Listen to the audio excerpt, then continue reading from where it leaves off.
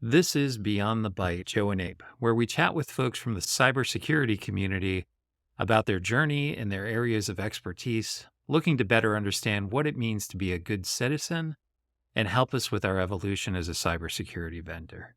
We hope you benefit from their insight as well. This cybersecurity conversation is sponsored by Graylog, an award-winning provider of SIM and log management solutions. I'm Randy, the producer, and here are your hosts, Joe and Abe. Hey, listeners, welcome back. I'm Abe, joined today by the lovely Joe as well. And I'm looking over the script. It says, insert witty banter here. This is the Beyond the Byte podcast. So what have you got for us, Joe? I have witty banter for you because our guest today, his area of expertise brought me some PTSD from a previous life. And I'm not going to tell you what it is. I want to hear your story first, but I'm going to ask you a question. What have you ever had a time when you've been in a technical interview and you've just been asked the most off the wall, frustrating question for that specific interview in that moment? Or are you just perfect in every way? Yeah, the answer is which no. I already assume. No, that's off the wall questions. Yeah. Not so much. I haven't really heard too many outside of like the occasional one that's trying to mimic like the early like Google days ones where it's like, if you are 1 inch tall and trapped in a blender, how do you get out? You know, like that nonsense stuff, like the weird critical thinking questions. Our lightning round. Yeah, yeah, there we go. Yeah, exactly. Exactly. Maybe inappropriate is the better term for the story I have to tell here in a moment. Okay, for the story that I have to tell. All right. Do I have an inappropriate one? No, not a really inappropriate one. I do have a favorite tell me a time you failed story. And I could definitely do that in the time slot. But the TLDR is when I was quite young, I worked in a bookstore, and part of what I did was scrape other prices for the books and then put them in our online store. So you listed a book, it scraped other websites, and then listed it on Amazon specifically.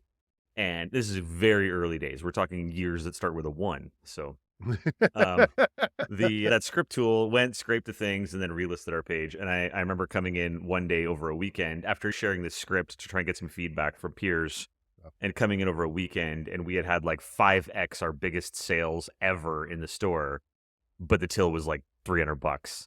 And it was because somebody else had used a book scraping tool, my tool, for their bookstore, and had just inventory saled a race to zero condition with 2 entire inventories of books. So that was one of my favorite like failure stories, was me and another bookstore fire sailed our entire inventory in a weekend for, like, here's your $400 or $500 medical textbook for 4 cents because that's 2 robots competing with each other. Wow. Anyway, that's my favorite failure. So I don't have a really off the wall, but you tell me, man, what's your most off the wall, or better yet, inappropriate, as the one who's making cocaine jokes last episode? What's your best inappropriate interview question? Yeah, I mean, the time that I'm thinking of was I was in an interview at a bank, I guess a credit union, and it's one of the largest credit unions in North America. And I was in there for a security architect job, right? So I'm interviewing about what are we going to, the majority of the interview is all about like, how are we going to comprehend our risk? How are we going to take that risk and translate that into projects? And how are we going to work with the board of directors to determine, are we going to mitigate, accept, what are we going to do, right? And we get down to the end, and very similar to our lightning round, this like CIO across from me starts asking me random technical questions, and specifically what the definition of acronyms were, like what the actual like word of the acronym was. Oh, that sounds fun. And I did not get the job because I could not remember what the difference was between SAN and NAS to an appropriate level for him. And I also could not remember what API stood for. So I will never forget that API is Application Programmatic Interface. Never in my entire life will I ever forget that again. But it saved me from having to wear a tie to work every day. And now I just wear these ratty t-shirts. And so I feel like really it was a blessing in disguise. Sounds like an amazing blessing in disguise, yes. And beautiful pivot. Insert witty banter here. You get the checkbox. Well done. And nice Perfect. segue. So, knowing what API stands for, let's throw this back to Randy for a second. Yeah, today's guest is a specialist when it comes to APIs and API security. Rob Dickinson started Resurface, now Graylog API Security, to provide a first-party solution for API monitoring and alerting based on open standards, but with minimal assembly required. Having worked at Dell and Intel, plus a few early-stage startups, has given Rob a unique perspective on big data and API security, and deep empathy for the challenges that API providers face. When away from the computer, Rob tries his best to keep up with his wife and 3 kids in Boulder, Colorado. Rob Dickinson, welcome to the podcast. Thanks so much for having me. It's great to have you, Rob. You joined Graylog not that long ago and have quickly become one of my favorite people at the company. And we always start with one specific question in this podcast. And being that Graylog is a SIM vendor, we like to ask our audience, why does SIM suck to you? And specifically, in your case, why does SIM suck for API to you? Yeah, and we already have the definition of API out of the way, so at least we don't have to start with that. Yeah, and obviously we'll be talking a lot more about the implications of APIs and all that, because, knowing what the letters stand for is not necessarily all that helpful. But to the question, why does SIM suck? I think my answer for that would be most SIMs that we have today are very well tuned for the network and the system layer. Mhm. And they really don't suck at doing that, right? But the problem is that really the threat vectors are starting to change, and we're increasingly see threats that target the application layer, the application behavior, its configuration, its usage, things that have changed lately, integrations with third parties. That's all completely new territory, I think, from a threat perspective. And a lot of SIMs really fall more to the network and the system boundary. I think there's a organizational component of that too.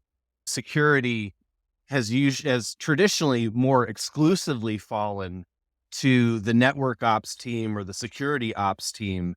But as soon as we're talking about threats at the application layer, we need to have other stakeholders in the organization that are available. And that's also not something that the SIMs were traditionally built to solve. Yeah, I think that's great insight and a totally different perspective than I think Abe and I have had towards SIM, being that we don't come from the application space, right? Coming up through infrastructure, coming up through security and those side, it gives you a different perspective. But I think I saw the other day that something like 80% of web traffic or 70% of web traffic, one of those two numbers, is all API driven today. And so it makes a ton of sense that we need to be reevaluating what our legacy tools are doing.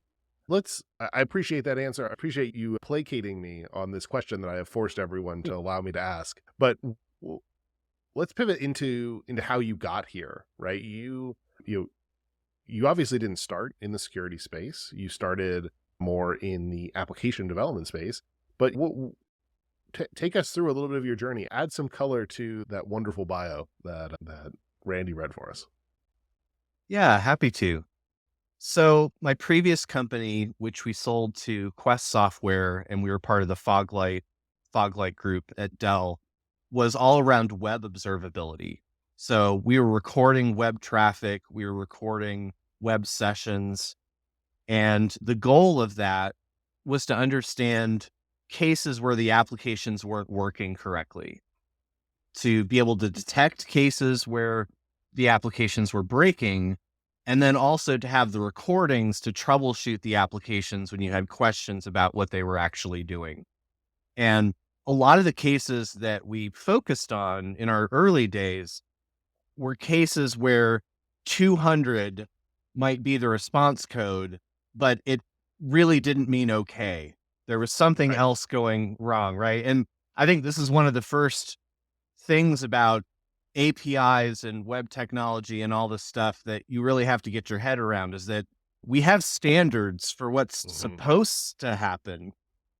But Right. those standards aren't like natural laws. They're not unbreakable. They're just ideas, right? They're Yeah. Yeah. conventions. So we saw a lot of cases where kind of from an infrastructure monitoring perspective, everything looked green, everything looked okay. Mm. Literally the HTTP response codes would be okay, but what you're serving back is a stack trace instead of a real web page.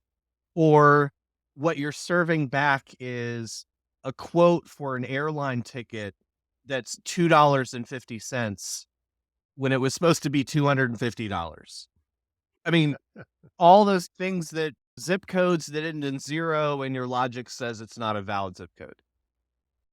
And Mm. so folks can't check out on your site. So we were really looking at those cases where, the application was failing, the application was breaking, but all the infrastructure was working. The app was typically up and running. It was just Right. doing the wrong thing. And we really focused on, detecting those kinds of cases. And over time, basically two things happened. The world moved from web-based, web first kind of technologies Yeah. to API first based technologies. But the other thing that we started to see was that all these web properties, they were really starting to experience a lot of fraud cases where people were trying to exploit those applications. And so the security use cases really came very quickly Mm. once you started looking at the traffic at that level. And then fast forward to today, and just as you said, Joe, the cow's out of the barn on this one. I mean, it's Right. all the majority of traffic that we have flowing around on the internet today is related to APIs, whether that's business to business integrations or mobile apps talking to their backends or whatever it is. It's not going to web servers and downloading PDFs anymore and filling Mhm. out forms on a website. Um, and so our focus today, as being newly part of Graylog now, our focus today is really on API discovery and posture management. It's the first part of that. So it's still very much an observability based idea, but specifically to the domain of APIs and really rooted in the idea that a lot of these APIs are fundamentally dark. Mhm. Organizations don't really know what they have and how those things are changing. They don't really understand then where the risk lies, where they're vulnerable. Yeah. Um, and again, a lot of like the kind of vulnerabilities here that we're talking about may be vulnerabilities at the application layer that the customer isn't even used to thinking about security at that layer. Right. So it's a really, really fun time, I think, to be in API security. There's obviously a huge need for it. And there's a huge need to help people understand what the best practices should be. I think you made some great points, and I'm super excited to dive into all of them as we go through this. But one of the things that has like kind of fundamentally sticks out for me is APIs. So or security and infrastructure security, like traditional security, has all been about keeping people out, right? That's been the entire thesis of this is keep people out that aren't supposed to be here. But APIs are kind of the antithesis of that in so many ways, in that you're trying to bring people in, right? You flip the equation on its head, and you're now trying to bring people in. And so it's interesting that you have jumped into the security space by reaching the end of observability and now having to pivot into, well, if you just take the observability data and look at it from this angle, it suddenly becomes a security problem, Mhm. right? What it takes a special kind of person to look at the work of of another developer and be like, yeah, I want to help them fix that, right? What drew you to that problem in the beginning, right? What kind of drew you to the solving the developer problem as a developer for other developers, kind of like developerception style? What drew you there? Gosh, I think I'd have to say just having walked in those shoes before and having real empathy for what that what it feels like to be a developer Hmm. in a modern organization. And there's so many different things that you have to be able to do well Right. to be successful in that role. And and I admit I bristle a little bit still when I hear folks say things like developers don't care about security, like as a general statement, or Right. Yeah. I can't get my developers to care about security as more of a Yeah. local statement. Developers have a lot of different things that they have to do, Hmm. and quality is an aspect of that, and performance is an aspect of that, and security is an aspect of that, and correctness is an aspect of that. And you have a boss in the organization that's enforcing all those different disciplines on you, right? You Hmm. have your product managers that are enforcing the correctness. You have the quality people that are your QA team is helping enforce the quality. You may have SREs that are helping with performance and scaling and those kinds of things. Unfortunately, I think when it comes to security, in a lot of cases that we see, organizations are still acting in a highly siloed manner. Right. And what that means for me as a developer is it means I don't know what those production systems look like. Hmm. Even if I am a DevOps developer, right? What Hmm. I typically have access to is systems in staging, systems running on my laptop or in some kind of sterile QA environment. So I don't necessarily see what attackers look like. I don't see what the security issues look like. And there's actually good reasons for the security team not to overshare that, right? Right. Um, Right. but I think a lot of what we see, especially looking at these issues that really fall right at the application layer Hmm. or right at the boundary between the WAF and the gateway and the actual microservices themselves. That's where you're also getting into this area of the organization that's just it's a little over siloed. Mm. And I think that itself is a huge issue. As a human, I mean, let alone as a software developer, but just as a human, it's really difficult to care about something that you can't see Hmm. and Yeah. you can't kind of gauge the impact. It's hard to have empathy Right. for Right. for that or sympathy for that. So I think that's a big part of what we're trying to do. A lot of the a lot of the aha moments that we hear are people that say, I have no idea my API would do that. Mm. And now that I know that, it's in a lot of cases the remediation is relatively simple. Right. Um, Right. I just had no idea. My QA team didn't anticipate that people would show up that way. Hmm. Your QA folks are also trying to do their best. Your product managers are also trying to do their best. Yeah. So yeah, there's a lot of different ways that you can gauge how successful your developers are being. Of And I course. and I think it's completely fair to hold your developers accountable for security. But I think in doing so, you have to recognize that's one of many dimensions that those folks are being judged on and Hmm. assessed on. And also, a lot of the developers that I know, they haven't had a ton of training on Right. security either. Right. And that stuff's changing very quickly. So it's a hard time to be a developer. It's a fun Yeah. job, but it's a hard job. Yeah. I remember my secure development class in college was like, hey, don't have too many global variables. Like that was kind of like the whole That was thing. security development. That Yeah. was kind of it.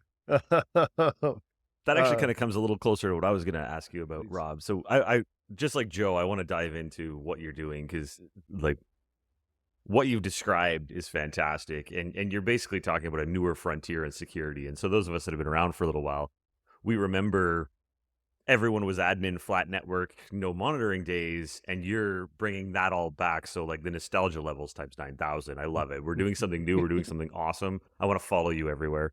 And but not more importantly, sideways to that is you individually as a person. And again, like Joe, you haven't been here that long, but you've made a pretty big impact and also becoming one of my more favorite people. But I've told a lot of people that today, so don't get too excited. I've needed to ask for a lot of favors. The what I wanted to know though is you've got kind of a really cool blend of skills your ability to speak and explain some of these topics is phenomenal. Like you can really, really smooth it over. But more importantly, you come from a development, highly technical, highly kind of right brained or whatever side it is background. And then you've also got this huge, like, kind of entrepreneurial and public speaking and storytelling aspects to you as well. So, at what point did you go from I'm a developer in a cubicle to I want to do my own thing and mix some of these talents? Like, was that kind of like a I'm sick of working for $4 and a cold pizza every 2 weeks? Or was that like my boss is a jerk? Or what's the raw version of how you went from that cubicle farm to where you are now, really? So I think a major inflection point for me on my journey was when I was in college. I got a minor in fiction writing, and when anyone would ask me, like, why did you go the fiction writing route? I'd always say something like, oh, to broaden my skills or like whatever. Like the reality was like there were girls there, like they would take those classes, and there weren't a ton in the engineering school side. But I kind of got drawn into workshopping in kind of a fiction writing and editing context, but just that process. I did almost 3 years of workshop some of that at the graduate level.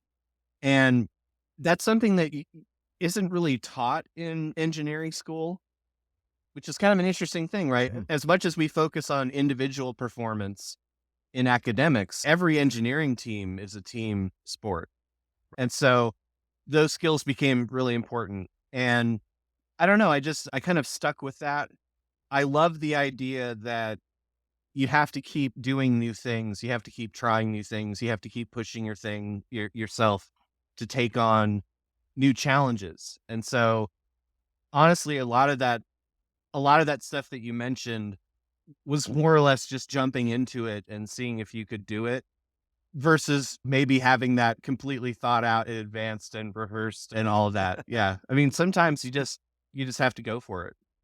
I love that. When you ask a question in the end, and when you're asking why, and someone just says, "Well, because why not?" Yeah, that's a totally awesome answer with me. I love that. I think it's Thanks, Rob. I think it's a really like I've never thought about my own journey in kind of the context that you just gave, which is like I have a business degree, and every single project in the business school was a group project. Every single one. Like you never did a solo project, I think, except for maybe like once or twice in my organization. But I have a computer science degree as well. And every single computer science project that I did was an individual, how well can you code this conversation? And so I think that compares and contrasts really interestingly against kind of the point you were making just before, which is we're asking developers to do a lot and they're not necessarily prepared for it, right? Are the way that businesses are training them to do and grading them and working them, but then also just the way that we're preparing developers to be developers, right? The way we're teaching them to do that work just simply doesn't fit into modern times. It doesn't fit into modern development. It doesn't fit into, let alone that we're still teaching everyone these massively antiquated languages and things like that. But just the style of work, there's no developer today that solo builds anything, right? It's a really cool. And I think the fiction piece also plays to a piece that I wanted to better understand, which is just how do you maintain this like founder mentality? Like this is the second company you found. This is the second product you've exited on. How are you continuing to come up with ideas, and how are you continuing to be innovative and not resting on your laurels, besides the fact that you have this great preparatory background? Especially when you're not doing it to chase girls anymore. No, not anymore. Happily married. Married, 3 kids. Yep. Top of the episode. You know, I don't think there's any, I mean, in my experience anyway, I mean, I don't think there's any special magic for that. I think it's just part of being a human is assessing things and being dissatisfied with things and also being a little naive about what you can accomplish. at times. Used in the right way, a little naivety can go a long way. Um, my one of my writing professors one time, we went out for beers after class, and he confided, like, I don't really know how to teach someone how to write. And I was like, what do you mean? Like, you're a tenured professor. Like, you're like, what do you mean? And he said, I'm not sure. Like, people ask me all the time, like, where do your ideas come from? And he's like, I have no idea. Like, I'm a being in the world. Like, I see things, I react to them. And so what he basically said was, I can't really tell you how to write, but I can make you a better writer. I can show you how to be a better writer if you're already doing that. And so I think if you're the kind of person that you like problem solving and you're a little dissatisfied with things and you're a little naive about your ability to do something better, Mhm. you'll come across ideas all the time. Part of that's just listening to the challenges that people have around you, the things that you're struggling with. All the great stories that I know about startups came out of a very personal sense of, this sucks, I can do something better, without really realizing how hard that is going to be, but kind of jumping into it anyway. Yeah. I Good. I love that. I fully expected us to dig into the ins and out of APIs, but I was not expecting a deep conversation about the human condition. So I think we've just elevated this podcast. Yeah, I now feel like I better understand how you think it. Like, your brain's just kind of like a walking Seinfeld stand-up comedy routine. Like, what's the deal with API? And that's the best Seinfeld impression you're going to get out of me. But I want to pivot into really digging into this API security problem, because I know, like, coming into meeting you for the first time, I kind of had an impression like we had kind of solved this, right? Like, we were doing, like, there were organizations that did it better than others, don't get me wrong, but like between like a WAF and a penetration test and an API gateway and static code analysis and dynamic code analysis and like all of these things, right? We had kind of wrapped this up into something that was relatively solved. But obviously, it wasn't to your satisfaction, right? So what is the gap? What still exists that the old premises is missing? Well, I definitely think there's a huge gap between the haves and the have-nots in the industry today. So when we talk about, have these problems been largely solved, or who really has this in hand? Yeah, the folks who really have this in hand are the biggest of the biggest budgets, right? The enterprises that are large, that have a lot to spend, the enterprises that are doing well in general, that can afford to spend money in these areas versus trying to cut cost in these areas. Yeah, I mean, there are vendors that we've worked with in the past, for example, that when you go to their website or you're using their app, that every conversation's recorded, every call is recorded, and that they're using that for QA. They're using that for threat intel. But most enterprises aren't Right. doing that yet. There are some notable ones that are, and have really gone to great lengths and at great expense, have established those programs. But most organizations haven't. And I'd say most organizations haven't, independent of company size. There's a lot of big companies that still don't have that level of coverage and that level of confidence that comes with it. So a lot of what we thought about, like with Resurface in our very early days, was, can we take the kinds of things that we used to do for Toyota or Wells Fargo, and could we make that easy enough that a startup would be able to use it at a different price point and at a different ability level? And that's part of the challenge with APIs. Like, part of that is recognizing that there's your APIs that you might want to provide, but that you're dependent on other people's APIs. The API economy itself is heavily interconnected. But you were talking about earlier about what does your perimeter mean? And the fact that with a lot of API initiatives, you're erasing that perimeter. You're taking these things that used to be internal, you're making them external, you're making these things more composable. But it's not just you, it's everyone that you partner with, it's your suppliers, it's your vendors as well. It's highly, highly interconnected. So I think the need to understand that surface area and where the risk lives, having software that's easy to compose through APIs is awesome. But obviously it has a security nightmare that comes with it. This is awesome. And I love the way you're doing things. I love the way you handle things. And I mean, someone who writes fiction and with a software development background that didn't just spend 35 years writing MUDs for anyone not old, go Google what a MUD is. I don't want to explain it. It's funny if you're old. Anyways, the what I'd love to hear and is to break into your head a little bit, and especially from the security side, is when we're talking about this API security and some of the risks to API, what are some of the more specific examples that we're talking about? Joe talked a lot about some of the mitigations we've got in there. And I know there's a very large swath of people that are out there that are like, our API has a authentication. What more do you want from me? Right? Like, what are some of the actual risks that happen with an API and some of those things you started learning with your observability? So let's dive into the technical side of it a little bit. And then I got more questions after that.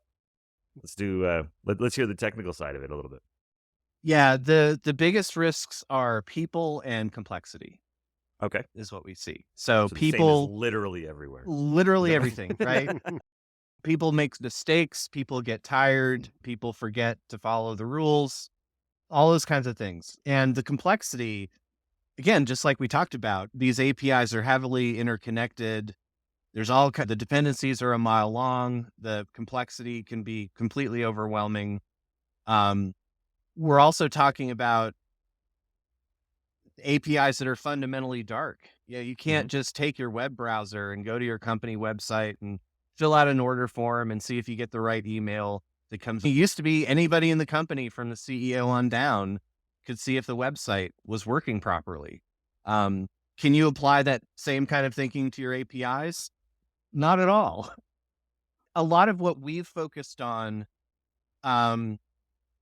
unfortunately, I think when a lot of people think of API security at first, they might be thinking about very ornate kinds of attacks or very sophisticated kinds of, someone in a dark room with a dark sweatshirt on is gaining access to your system and doing all these crazy things by exploiting all these crazy things that you've never heard of. A lot of what we see is just mistakes, misconfigurations, failures that weren't anticipated, inputs that weren't anticipated.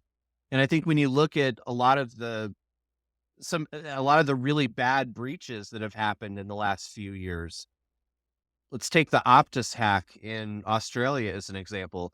That was not a sophisticated attack.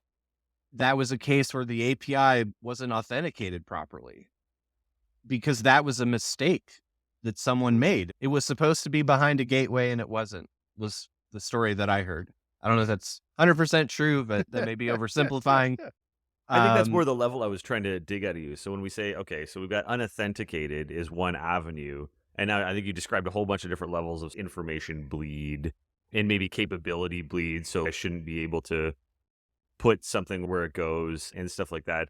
Now, in order to monitor for that, if we're saying our hypothetical number is 70 to 80% of the internet, but let's just say gobs of the internet is this API traffic, that means you're scanning both the request and the response one way or the other. And that's a monumental amount of data to see that kind of stuff going on like that, right? So what is some of the sort of more technical answers for how we're looking at data at that level and that scale? Because that's a huge amount of data.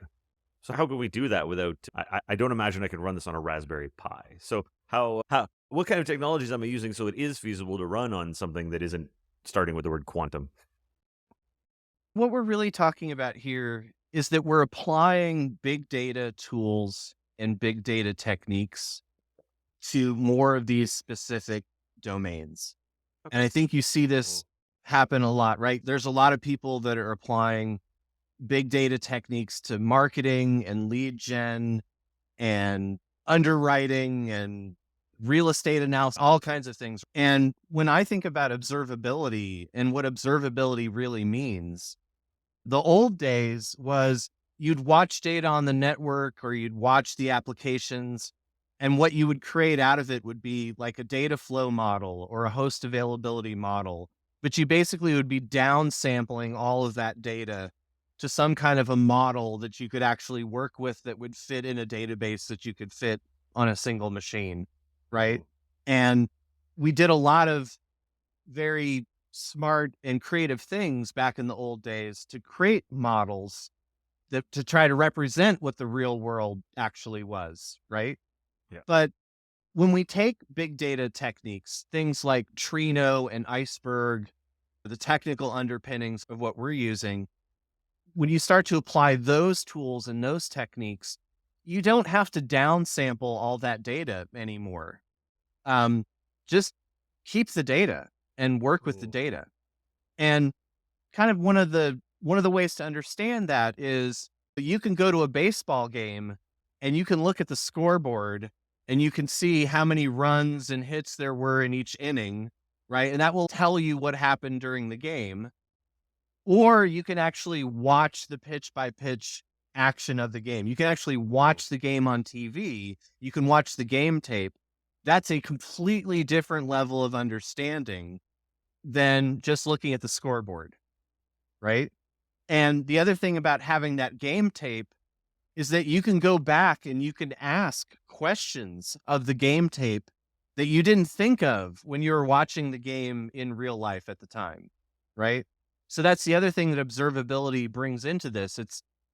We're not downsampling to fit some kind of a model, but it also gives us the ability to ask new kinds of questions based on the data that you already have, and knowing that that data was maintained in a pristine way.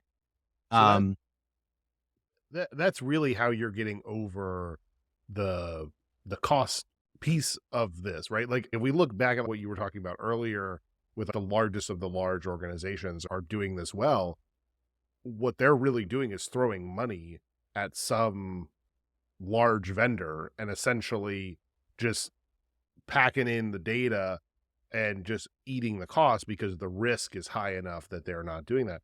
But it sounds like the way that you're getting past that exact problem is by switching this to a big data problem and looking at this through that lens rather than looking at this through a traditional like logging lens or something like that would potentially be a lot more expensive.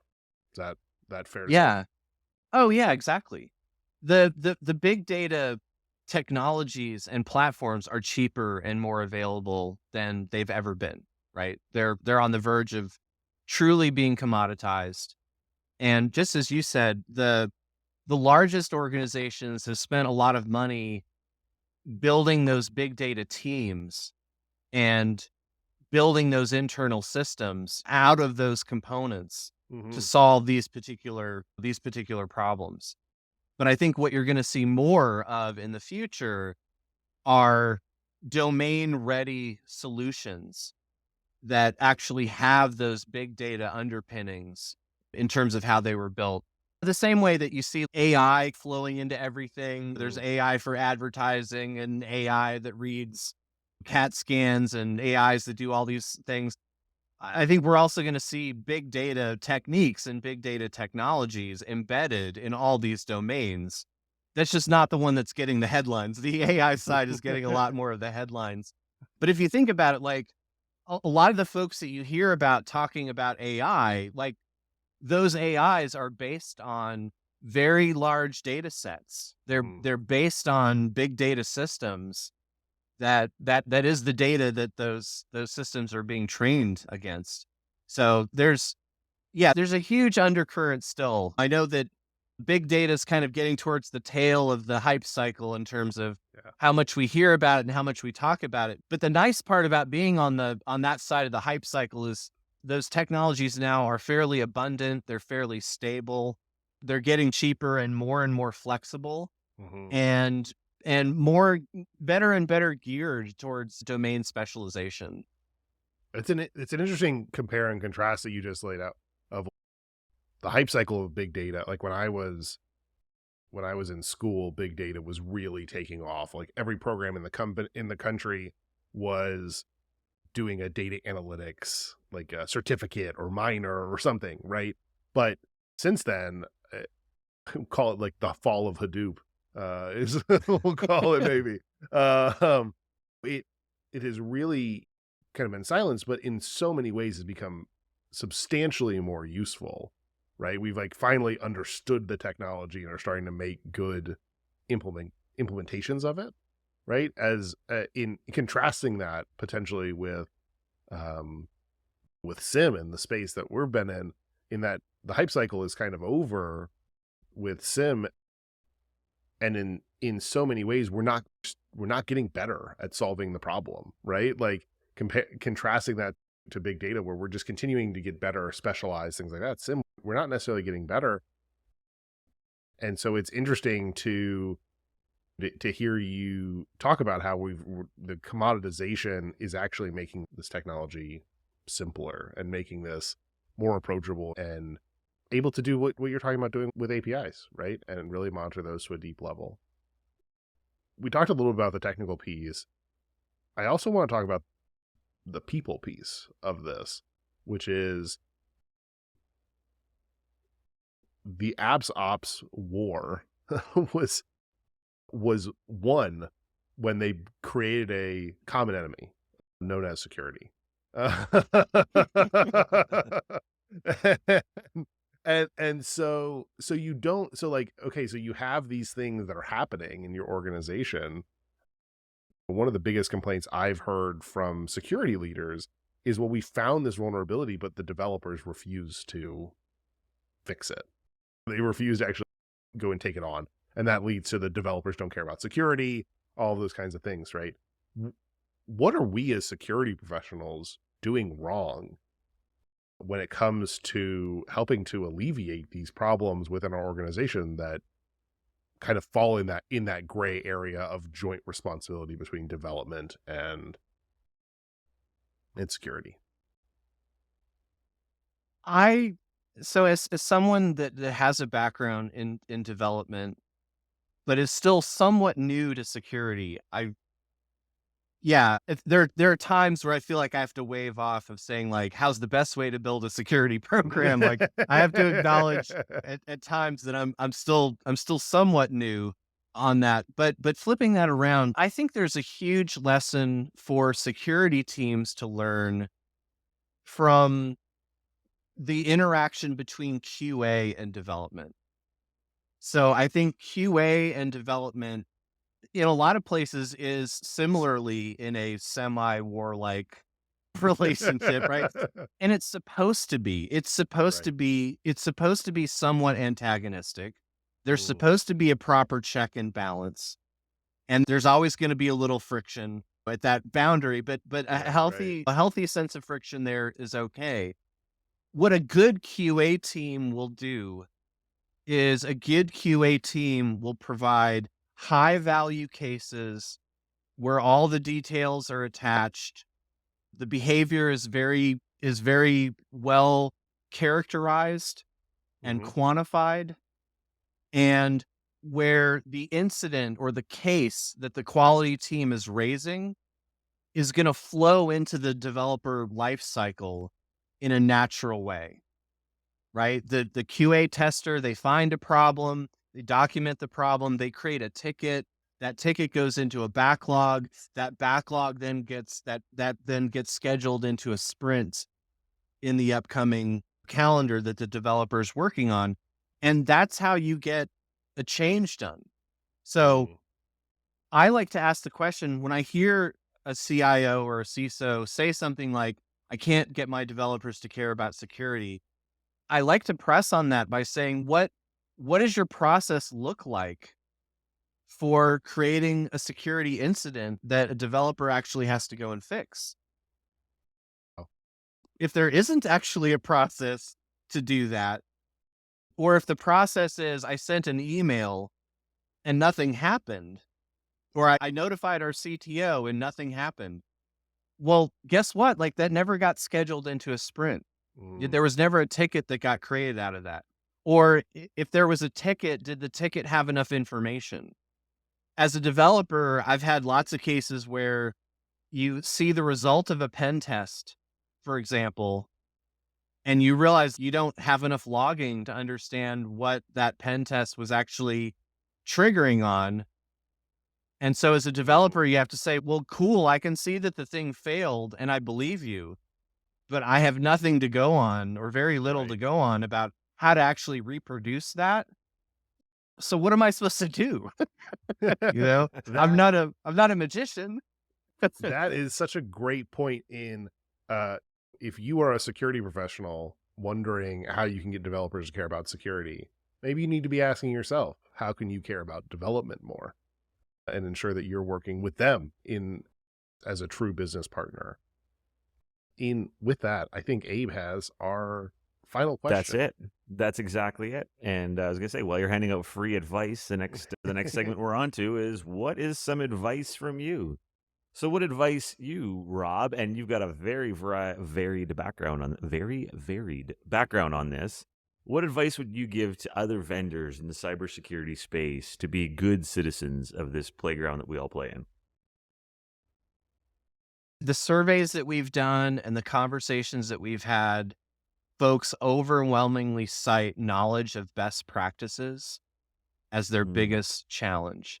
It's Mm. not budget, it's not talent. They'll mention those two, but knowledge of best practices is the one that we see that comes out on top over and over and over again. And a lot of folks are looking for easy solutions. That's one of the things that makes this really tough. Just like the privacy market, like there's no product you can buy that makes you GDPR compliant, right? that's There's right. no one magic product that you can buy that makes all your systems secure. Like it just there's a need for it, right? There's Yeah. people that would be willing to buy that thing, but that's not a very realistic attitude to have. So I think vendors have a big responsibility and a big opportunity to help people understand what it is that is reasonable to do and cost effective to do that really isn't best of breed, but it's more like regular standard of care, right? A lot of the folks that we talk to, they don't necessarily feel like they're winning. And that really starts with needing to understand what it is that they should be doing and that they should be doing better. I think that's an absolutely phenomenal answer. I think there's not many security managers that would disagree with you on that as a whole. And trying to get the best practice wedged into whatever you're doing, it often has a couple of different difficulty avenues, such as what is the best practice and where can I find that? Which, as vendors, if we look around and say, what is the best practice for our space and it doesn't exist, I think it does fall a little bit to us to start saying, here's something, right? And now there's a lot of compliances out there and stuff like that, but they don't exactly exist, especially when you're coming up in this awesome new frontier of the API security. Is what are the best practices for the API security? And if I look around and I don't see one, I think some of the best that I love that. So if you look around, if you see a problem, fix it. That's I think that's absolutely phenomenal advice. I love that. All right, back to you, Randy. Thanks, Rob. All Back to right. you. Thanks, Abe. And thanks, Rob. And now we have the most anticipated section of our podcast, the lightning round. I've got 90 seconds on the clock. Answer each question, Rob, as quickly as concisely as possible, because we will not be keeping score and cash prizes will not be awarded. So are you ready? All right. Bring it. Star Wars, Star Trek, or Doctor Who? Star Trek. Name a common password that people should never use. Oh my God, the one from War Games. Joshua. What is your favorite or least favorite acronym? Oh my God. API. Honestly, it tells you nothing. We couldn't have done better than that. If you could have if you could have any superpower, what would it be? Ooh, the ability to perceive time the way a child does. Ooh, wow, deep. Manhattan, martini, or margarita? Margarita. Name a person who inspires you. A person who inspires me. Mm, Actually, I mean, this sounds like a self-serving answer, but I've known Andy Grolnick, our CEO, Greylog, for a number of years now. Not just here at Greylog, but he was a board member at Resurface. Incredibly inspiring person. And I promise you, Rob, we will play that for him when we interview him next week. So I'll have that clip teed up right at the beginning. But thanks for that. All right. Perfect. Back to you guys. Awesome. Well, thank you Awesome. so much, Rob, for this conversation. It's been fantastic. It's interesting being a totally different perspective on security than I think Abe or I have ever had to have in our career. And yeah, we look forward. I think this is a great conversation, and we look forward to potentially doing this again in the future and going even deeper. So thank you so much. And to the Beyond the Byte listeners, we will see you next week.